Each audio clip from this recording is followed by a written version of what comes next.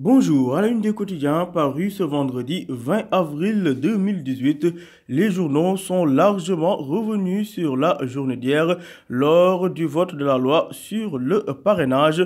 Manifestation contre l'adoption de la loi sur le parrainage, nos confrères de l'Obs titre à leur une du jour. Force reste à la loi. En effet, le texte a été adopté sans débat hier à l'Assemblée nationale. Le président de la République, lui, depuis Paris, de déclarer dans les colonnes du journal L'Observateur, c'est une minorité qui a voulu imposer sa loi à la majorité. Par ailleurs, des leaders ont été embastillés hier. Il s'agit d'Idriss Seck, le leader du parti Rewmi, de Malick Gakou du Grand Parti ou encore de Kilifeu de Y'en a marre, ainsi qu'une soixantaine d'interpellés. Le récit d'une folle journée de confrontation à la une du journal L'Observateur. À la une du journal Enquête, adoption hier de la loi sur le parrainage par l'Assemblée nationale. Un passage au forceps, peut-on lire à la une de Enquête. Le taux de parrainage est désormais fixé sur la fourchette de 0,8% au minimum et 1% au maximum. Hier, de chaudes empoignades ont eu lieu entre députés de la majorité et de l'opposition. Nos confrères du journal Enquête qui nous révèlent comment les anti-parrainages ont semé la pagaille à Dakar à la place Soweto, sauf Sandaga en surchauffe. Le président Macky Sall de dire que le peuple a su déjouer la manipulation. Il dit Gakou, Thierno Bokoum et Kilifeu de Y'en a marre arrêtés dès les premières heures de la manifestation, renseigne Enquête.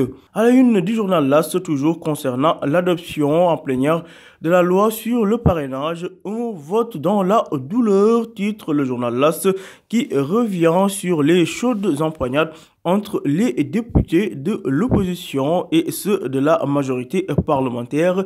Hier, on a assisté à une guérilla dans certains quartiers de la capitale. La police gaze les manifestants à l'extérieur. Idi Gakou, Thierno Bokoum, Oumar Sarr arrêté, nous dit le journal LAS.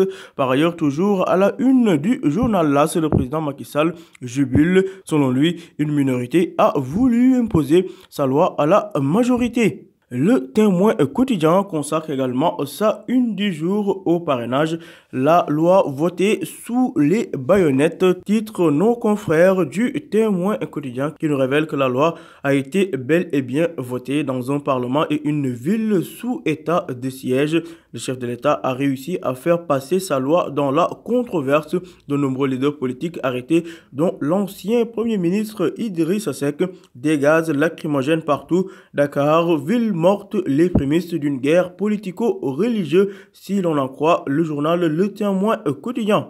Toujours à la une du Témoin quotidien, autre sujet, cette fois-ci, des Sénégalais arrêtés et condamnés pour divers délits. Au moins 42 Sénégalais seront expulsés des États-Unis. Et puis, édito à lire à la une du Témoin quotidien, moi, Macky, régnant par la force. Les détails de cet édito à la page 3 du Témoin quotidien. À la une du journal Le Quotidien national, la loi sur le parrainage votée sans débat, sans comme le chiffre 100, comme pour faire état des discussions houleuses qui ont eu hier lieu à l'Assemblée nationale. L'opposition a boycotté le vote sans débat concernant l'amendement. Aymérou Gningue, le président du groupe parlementaire Benno Bokk Yakaar, fixe une fourchette de 0,8 à 1%. Après plus de 8 heures de discussion et d'invectives, des manifestations ont été également notées dans la ville et des arrestations de leaders politiques également, nous dit le quotidien à sa page 6 et 7. À la une du journal Libération, parrainage, le projet de loi passe, l'opposition se casse, peut-on lire. Kilifeu de Y'en a marre, lui qui déclare dans les colonnes du journal Libération, Sénégalais yi duñu ay góor ay défaillant lañu, ce sont des lâches, a déclaré Kilifeu de Y'en a marre. À la une du journal Libération, le président Macky Sall, lui, de dire, je cite, ils ont dit que le pays va brûler, mais le peuple sénégalais dans sa maturité a su déjouer leur manœuvre. Abdoul Mbaye, lui, tue entre guillemets un manifestant et revient sur ses propos. interpellés juste avant d'arriver sur la place Soweto. Idi et compagnie chez eux ce matin sans poursuite, nous dit le journal Libération. Et puis, affaire de faits divers, Rufisque, meurtre du bébé Fallou Diop.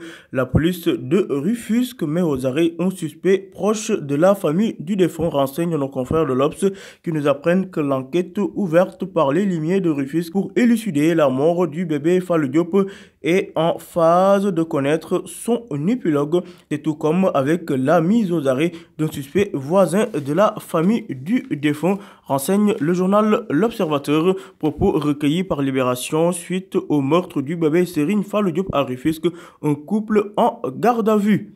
Terminons avec du sport. Stade, le quotidien du sport revient sur le meilleur trident d'Europe. Sadio Mané, Mohamed Salah et Roberto Firmino devant Messi, Suarez et Dembélé du FC Barcelone. Mohamed Salah de dire à la une du journal Stade, je le cite, « Je veux le soulier d'or ». Et puis Madi Touré, le président de Génération Foot, déclare « Je suis vraiment déçu pour le football africain ». À vos journaux et bonne lecture.